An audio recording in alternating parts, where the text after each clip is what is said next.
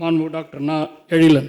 மாண்புமிகு பேரவைத் தலைவர்களே, கண் சிமிட்டுவதற்குள் 5 ஆண்டு முடிவாயிட்டு முதல் தலைமுறை சட்டமன்ற உறுப்பினராக அவர்கள் குரலாக இங்கே நிற்கிறேன். பல வரலாற்று சிறப்புமிக்க தருணங்களை நம் சட்டமன்றம் அரங்கேறியது. நீதி கட்சி முதல் திராவிட மாடல் ஆட்சி வரை சட்டமன்ற நூற்றாண்டு விழாவை கொண்டாடினோம். நவீன தமிழ்நாட்டின் சிற்பி முத்தமிழர் கலைஞரின் படத்தை திறந்து கலைஞர் நூற்றாண்டை கொண்டாடினோம். தந்தை பெரியாரின் மாணவன், பேரறிஞர் அண்ணாவின் தம்பி, முத்தமிழின் கலைஞரின் தோழர் பேராசிரியர் பெருந்தகை நூற்றாண்டை கொண்டாடினோம். ஆளுநர்கள் வரலாம், ஆளுநர்கள் போலாம், ஆனால் மக்கள் மன்றமே உயர்வானது என்று உலகுக்கு உரைத்த சட்டமன்றத்தில் நம்ம கொண்டாடினோம். பேரவைத் தலைவர்களே, ஜனநாயக அடிப்படையில் நம் சட்ட முன்வடிவுகள் ஆளுநாள் தடை ஏற்படும் போது நம் திராவிட மாடல் முதல்வர் சட்ட போராட்டம் நடத்தி நம் சட்ட முன்வடிவுக்கு வெற்றி பெற வைத்த திராவிட மாடல் ஆட்சி நூற்றாண்டை நாம் கொண்டாடுகிறோம். இந்த சூழலில் பேரறிஞர் அண்ணாவை நினைவு கொள்கிறேன். பேரறிஞர் அண்ணா பேசுகிறார் சட்டமன்றத்தில், ஓராண்டுக்கு முன் ஆட்சிக்கு வந்தேன். தாய் திருநாட்டுக்கு தமிழ்நாடு என்ற பெயர் மாற்றம் பல முக்கியமான சில காரியங்களை செய்திருக்கிறேன். இதையெல்லாம் பார்த்தவர்களுக்கு சிலருக்கு கோபமும் ஆத்திரமும் வருகிறது. இவர்களை விட்டு வைக்கலாமா, ஆட்சியை கலைக்க வேண்டும் என்று நினைக்கிறார்கள். முடியுமா என்று சவால் விட மாட்டேன். உங்களால் முடியும். ஆனால் ஆட்சியை கலைத்துவிட்டு வேறவர் இங்க வந்து உட்கார்ந்தால் அண்ணாதுரை கொண்டு வதையற்றலாம் மாற்ற வேண்டும் என்று எண்ணும் போது மக்கள் வெகுகுண்டு எழுவார்கள் என்ற அச்சம் கூடவே வரும். அந்த அச்சம் இருக்கிற வரை இங்கு யார் ஆண்டாலும் அண்ணாதுரை தான் ஆட்சி செய்கிறான் என்ற பொருள். ஆம் தலைவர்களே, பல ஆண்டுகள் கடக்கலாம். ஆனால் இனிமேல் தந்தை பெரியார் பிறந்த நாளை சமூக நீதி நாள் என்பதை மாற்ற நினைத்தால் அச்சம் வரும். ஆனால் அம்பேத்கர் பிறந்த நாளை சமத்துவ நாள் என்று கொண்டாடுவதை மாற்றினால் அச்சம் வரும். 20 லட்சம் குழந்தைகளுக்கு காலை உணவு திட்டத்தை நிறுத்தினால் அச்சம் வரும். புதுமை பெண் தமிழ் புதல்வன் திட்டத்தை நிறுத்தினால் அச்சம் வரும். விடியல் பயணம் நிறுத்தினால் அச்சம் வரும். கலைஞர் உரிமை தொகை நிறுத்தினால் அச்சம் வரும். நான் முதல்வன் திட்டத்தை நிறுத்தினால் அச்சம் வரும். ஏன் 2.5 கோடி மக்கள் தேடிய மருத்துவத்தை நிறுத்தினால் அச்சம் வரும். அந்த அச்சம் இருக்கும் வரை இன்றும் என்றும் முத்துவேல் கருணாநிதி ஸ்டாலின் தான் ஆட்சி செய்கிறார் என்ற உலகம் பறைசாற்றும். காதணி விழா நடத்தினாங்க எதிர்கட்சியினர். நீங்க காத அணி விழாவை தமிழ்நாட்டுக்கு கொடுத்துட்டீங்க, விழா கொண்டாடிட்டீங்க. எப்போ கொண்டாடிட்டீங்கன்னா இந்தியா டுடே 7/12/2020 அப்போ வெவ்வேறு மாநிலத்தில் தரவரிசைப்படுத்தினாங்க. அந்த தரவரிசை பட்டியலில் 2020, அதாவது அதிமுக ஆட்சி முடியும் தருவாயில் உள்கட்டமைப்பில் 20வது இடம், 5 ஆண்டு செயல்பாட்டில் 19வது இடம், விவசாயத்தில் 19வது இடம், சுற்றுலாத்துறையில் 18வது இடம், உள்ளடக்கிய வளர்ச்சியில் 18வது இடம், தொழில் முனைவோர் முன்னேற்றத்தில் 14வது இடம், ஆட்சி நிர்வாகத்தில் 12வது இடம், தூய்மையில் 12வது இடம், சுகாதாரத்தில் 11வது இடம். இது இந்தியா டுடே கொடுத்த ஆய்வறிக்கை. அதே டபுள் டிஜிட் நாங்க 11.12%. அதுதான் திராவிட மாடல் ஆட்சி, அதுதான் அதிமுக ஆட்சி. நாங்களும் 20வது புள்ளியில் இருக்கிறோம். நாங்களும் 20வது புள்ளியில் இருக்கிறோம். எதிர்கட்சிகள் குறிப்பேனா வாங்க கொடுக்குற இந்தியா டுடே ஆய்வறிக்கை கொடுக்குறேன். நாங்களும் 20வது புள்ளியில் இருக்கோம். எதுல 20வது புள்ளியில் இருக்கிறோம்னா, national medical records, national criminal records அடிப்படையில் தமிழ்நாடு 20வது இடம் 2023. எதுலனா பெண்கள் மேல் உள்ள பாலியல் குற்றங்களில் நம்ம 20வது இடம். முதல் 5 இடம் யார் தெரியுமா இருக்காங்க? டபுள் இன்ஜின் சர்க்கார். உத்தரப்பிரதேஷ், ராஜஸ்தான், மத்திய பிரதேஷ். இந்த மாநிலங்கள் பார்த்தீங்கன்னா டாப் 5. ஆனா தமிழ்நாடு பாட்டம் 5ல இருக்கு.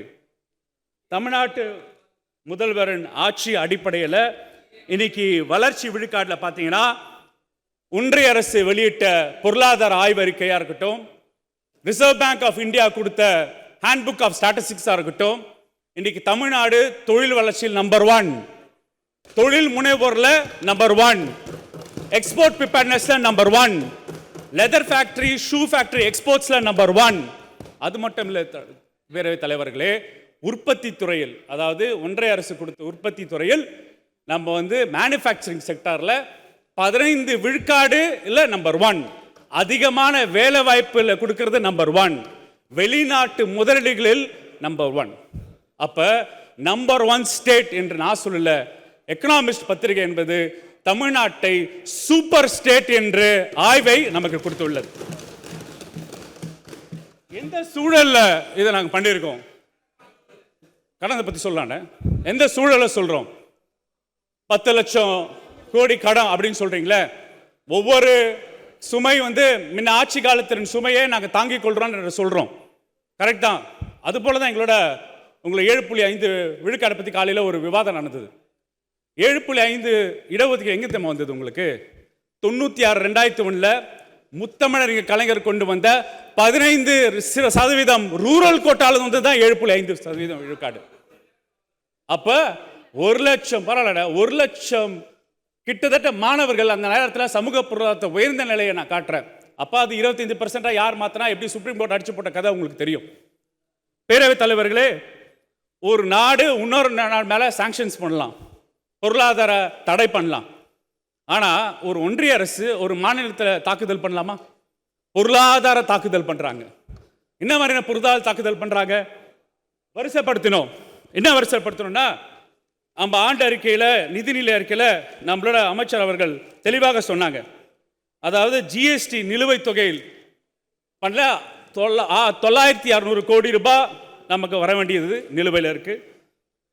ஐஜிஎஸ்டியில் செட்டில்மெண்ட் பண்ணும்போது 1,700 கோடி ரூபாய் நம்ம சுமையை தாங்கிட்டோம்.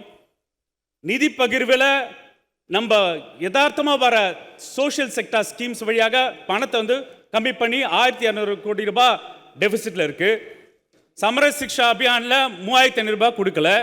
ஜல்ஜீவன் திட்டத்தில் 3,100 கோடி கொடுக்கல. உள்ளாட்சி அமைப்புகள் வர வேண்டிய நிதி 2,500 ரூபாய் கோடி கொடுக்கல. இயற்கை பேரிடர்களாக 50,000 கோடி ரூபாய் கேட்டோம், வெறும் 1,100 கோடி ரூபாய் தான் கொடுத்தாங்க. அது மட்டும் இல்லை, செஸ் என்ற முறையில், உங்களுக்கும் சேர்த்து பேசுறேன்னா, செஸ் என்ற முறையில் கிட்டத்தட்ட மாநிலங்களுக்கு பகிர்ந்தப்பட்ட நிதியை எடுத்து 23 விழுக்காடு மாநிலங்களுக்கு கொடுக்கக்கூடாத செஸ் நிதியை கொண்டு போய் அதுக்கு தேவையான நிதி உதவி பண்ணியிருக்காங்களா? இல்லை. இப்போ சுகாதாரத்துறைக்கு ஒருத்தரையும் நம்ம தனிநபர் வரி கட்டும் போது 4 விழுக்காடு செஸ் வரி கட்டுறாங்க. ஆனால் 4 விழுக்காடு செஸ் வரியை ஒழுங்காக ஒன்றிய அரசு சுகாதாரத்துறை பட்ஜெட்டில் போட்டிருக்காங்க இல்லை. ஆனால் சுகாதார பட்ஜெட்டோட அளவுகள் குறைஞ்சிட்டே இருக்கு. நம்ம எய்ம்ஸ் இன்னும் கட்டிட்டு இருக்காங்க. அப்ப நம்மளோட செஸ் என்பது ஒரு ஊழல்.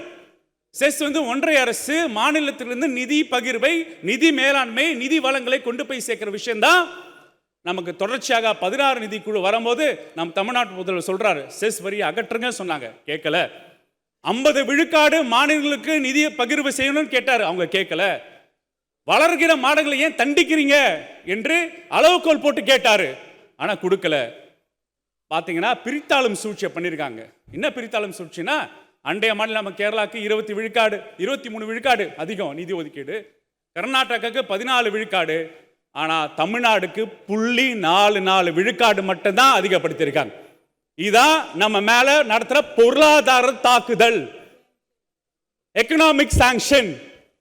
அப்ப இந்த பொருளாதார நெருக்கடி நிலையிலும் நம் தமிழ்நாட்டு முதல்வர் நிதி மேலாண்மையில திட்டங்களை வகுத்துக் கொண்டு இன்னைக்கு பிசிக்கல் ரெஸ்பான்சிபிலிட்டி மேனேஜ்மெண்ட் ஆக்ட்ல 3.5 விழுக்காடு கீழே கொண்டு வந்து அடுத்த வருஷத்துக்குள் 3 விழுக்காடு குறையும் என்ற நம்பிக்கையை இந்த நிதிநிலை அறிக்கை கொடுத்திருக்கு. அப்ப தீர்வு என்ன? அதுக்கு தீர்வை இன்னைக்கு காலையில் கொடுத்தார் தமிழ்நாட்டு முதல்வர். என்ன தீர்வுனா, உண்மையான மாநில சுயாட்சி அமைய வேண்டும். கல்வியும் சுகாதாரம் மாநில பட்டியலுக்கு வர வேண்டும். பொருளாதார சுய நிர்ணயம் வேண்டும் என்று ஒரு அருமையான ஆய்வறிக்கையை இன்னைக்கு சட்டமன்ற உறுப்பினர்கள் அனைவருக்கும் இன்னைக்கு காணிக்கையாக செலுத்தினார். பேரவைத் தலைவர்களே, சட்டமன்ற நடவடிக்கைகளப்ப நம்ம ஒவ்வொருத்தரையும் நம்ம தொகுதி சார்பாக கோரிக்கை வைப்போம், அது இயல்பு. ஆனால் நான் நன்றியை தெரிவித்துக் கொள்கிறேன். ஏனால் 1000 விளக்கு தொகுதியில் இன்னைக்கு பல கணக்கான திட்டங்களை தீட்டி வழங்கியிருக்கார் தமிழ்நாட்டு முதல்வர். எடுத்துக்காட்டாக நகராட்சி நிர்வாகத்தில் பார்த்தீங்கன்னா 30 கிலோமீட்டர் அளவுக்கு ஸ்டாம் வாட்டர் ட்ரெயின், கிட்டத்தட்ட 30 கிலோமீட்டர் அளவுக்கு கழிவுநீர் கால்வாய் மாற்றி 3 பம்பிங் ஸ்டேஷன் போட்டிருக்கோம். 1000 வீடுகள், 1000 புதிய குடியிருப்பு வீடுகள் கட்டி முடிச்சிருக்கோம். தமிழ்நாட்டு முதல்வர் 2ஆம் தேதி திறக்கிறாங்க. சர்வதேச பாக்ஸிங் ஸ்டேடியம் நம்மளோட விளையாட்டுத்துறை அமைச்சர் நம்மளுக்கு கொடுத்திருக்கார். அது மட்டுமில்ல 7 ஜிம் கட்டி முடிச்சிருக்கோம். அது மட்டுமில்ல இன்னைக்கு கலைஞர் நூற்றாண்டு பூங்கா, புதுப்பொலிவுடன் அண்ணா மேம்பாலம், புதுப்பொலிவுடன் வள்ளுவர் கோட்டம் என்று 550 பணிகளை நிறைவு செய்து அந்த பணிகளை சட்டமன்ற குறிப்பில் ஏற்றுத்தருமாறு நான் உங்களை தாழ்மையாக கேட்டுக்கொள்கிறேன். பேரவைத் தலைவர்களே, நன்றி தெரிவித்துக்கிறேன். பேரவைத் தலைவரே, நம்மளோட கடலூர் அஞ்சலை அம்மாளோட பேத்தி வந்திருக்காங்க சட்டப்பேரவைக்கு. அவங்க தமிழ்நாட்டு முதல்வருக்கு நன்றி தெரிவிக்கிறாங்க. ஏன்னா கடலூர் அஞ்சலை அம்மாவுக்கு சிலை வைத்ததுக்காகவும், கடலூரில் தனி விடுமுறை கொடுத்ததுக்காகவும், அண்ணா செனிட்டரி லைப்ரரி போல் கடலூரில் அஞ்சலை அம்மாள் பேரில் ஒரு நூலகம் கட்டினதுக்காக நன்றி தெரிவித்துக் கொள்கிறாங்க. அவர் குடும்ப சார்பாக நானும் நன்றி தெரிவித்துக் கொள்கிறேன். பேரவைத் தலைவரே, இறுதியாக மாபெரும் தமிழ் கனவு கண்டார் நம் பேரறிஞர் அண்ணா. அதாவது தொன்மையான வரலாறு தமிழர்களுக்கு இருக்கு. அதே நேரத்தில் நவீன தன்மையோட தமிழர்கள் வலம் வர வேண்டும். யாதும் ஊரே யாவரும் கேள்வீர் என்று. ஆமா, கீழடையும் பெருணையும் உருவாக்கி இன்னைக்கு வரும் காலம் இளைஞர் மாணவர்கள் கிட்ட செயற்கை நுண்ணறிவு கொடுத்த லேப்டாப் வழங்கியவர் நம்ம தமிழ்நாட்டு முதல்வர்.